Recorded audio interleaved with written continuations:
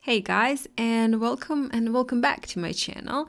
Today we will be painting another winter and snowy scape, and well, I just fell in love when I saw a reference photo for this one, so I decided to do it. Even though I've painted a lot of winter landscape and winter scenery this year, as I said, I just fell in love with it and I had to do it. So first, starting off with a sketch, I'm just sketching a couple of hills and mountains a little bit further away and using just a regular pencil for that. And when finished with my sketch, I'm going to use a kneaded eraser, artist eraser, to lighten my sketch. For today, I'm using 100% cotton watercolor paper. It's Clairefontaine cold press watercolor paper. And first thing, when finished with my sketch, I'm just pre-wetting the entire paper. And then with this awesome brush, handmade awesome brush, those are Lebenzon brushes, I will link them down in the description box. I'm painting in the sky first, and as you can see, I'm not painting one even wash, but just adding clouds here and there. And then also on the bottom part, I'm painting in the outlines of my hills and also doing some of the shadows and textures to them, adding a little bit more pigment up in the sky and also downwards in my hills. And when painting my hills, I'm just always minding the shape of them and just adding those lines in the shapes of my hills to make them look as though those are hills. I'm not doing horizontal strokes, but just following the shape of my hills.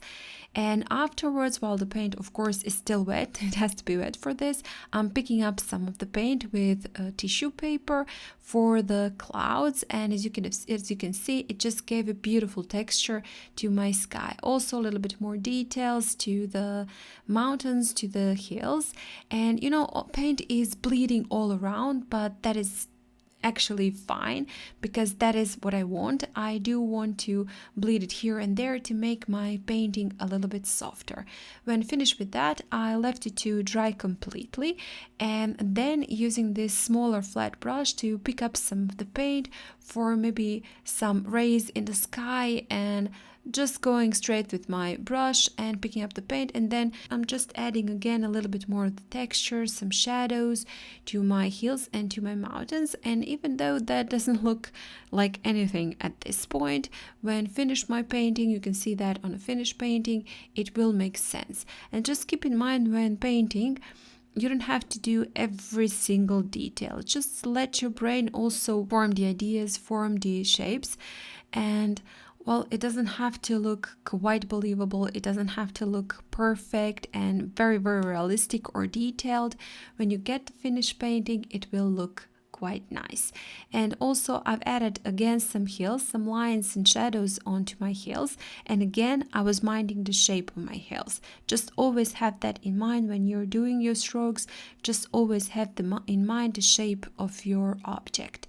And with this brownish color, that is actually something like maybe something in between of burnt sienna and rose sienna, I am adding a little bit of the mountains, a little bit of those rocks peeking through in the snow. So that is why those shapes are in that color, in that rock color.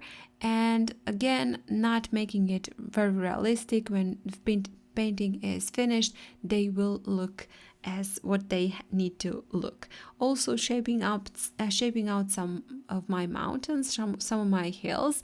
I'm just picking up that same paint I used for the snow and just adding it on the edges of my rocks, edges of my mountains, just to shape them and to make them look as though there are mountains. You don't have to do the entire line or make the same line. It won't look believable, but you can see I'm just somewhere making those lines a little bit thicker, some is a little bit thinner, so it does make it look as though there are some shadows, there is some snow there, and it is how I'm shaping my rocks.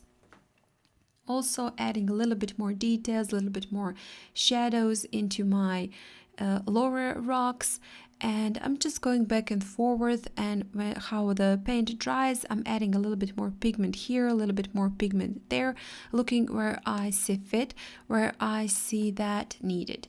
When we add our trees at the end, it will all make sense.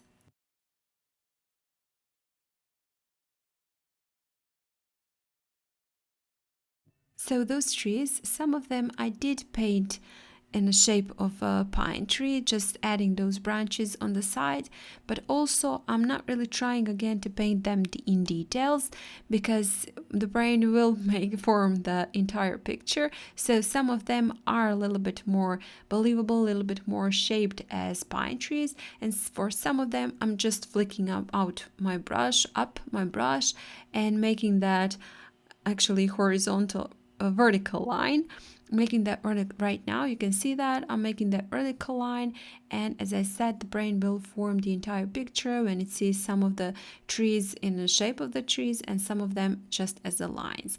And always when you do that, again, mind the shape of the rock, shape of the mountain, and paint those trees following that shape. Also, as you can see, on those parts that I did paint a little bit darker, especially on that mountain on the left side, you can see there are some shadows there. So painting those trees where those shadows are, following that line that I did drew for the shadow. And a little bit more of the trees, a little bit more of the details, adding to my rocks and to my hills, and just adding a little bit more paint where I see fit, where I see that is needed for a little bit more of the shadows, a little bit more of the texture. And that middle part, that actually part going from left corner upwards, left lower corner upwards, is actually some road. So that is how I again shaped it with my strokes to make it look a little bit flatter and not as a hill.